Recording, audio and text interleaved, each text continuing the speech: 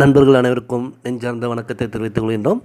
இந்த வீடியோவில் இதுவரை இல்லாத வகையில் அரசு கல்லூரிகளில் ஒரே ஆண்டில் 4000 விரிவுரையாளர்கள் நியமனம், உயர்கல்வித்துறை அமைச்சர் பொன்முடி அறிவிப்பு, அதை பற்றிய பதிவை நாம் இந்த பதிவில் பார்க்கலாம்.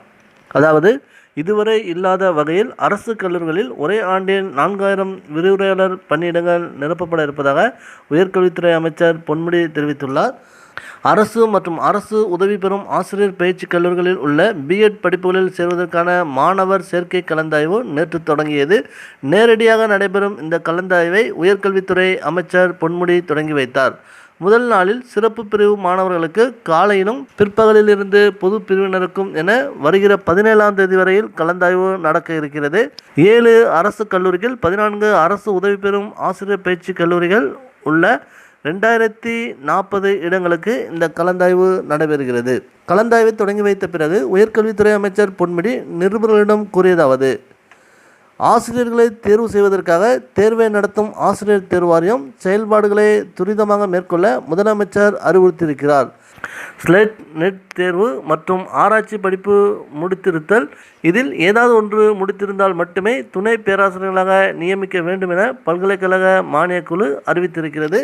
அதன் அடிப்படையில் கௌரவ விரிவுரையாளர்கள் பணியாற்றும் 5303 பேரில் 3391 பேர் மட்டுமே பல்கலைக்கழக மானியக்குழு அறிவித்திருக்கும் தகுதியை பெற்றிருக்கிறார்கள்.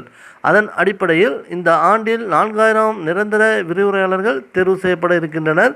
கடந்த 2007ஆம் ஆண்டிலிருந்து 2015ஆம் ஆண்டு வரையிலான காலகட்டங்களில் மொத்தமாக 4654 விரிவுரையாளர் பணியிடங்கள் தான் நிரப்பப்பட்டன.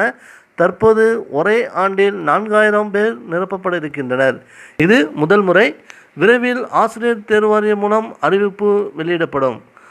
இந்த தகவலை மாண்புமிகு உயர்கல்வித்துறை அமைச்சர் பொன்முடி அவர்கள் செய்தியாளர்களிடம் கூறியுள்ளார். 4000 விரிவுரையாளர்களுக்கான நியமனம் ஆசிரியர் தேர்வு வாரியம் மூலம் எப்பொழுது வேண்டுமானாலும் வெளிவரலாம் என்று எதிர்பார்க்கப்படுகிறது.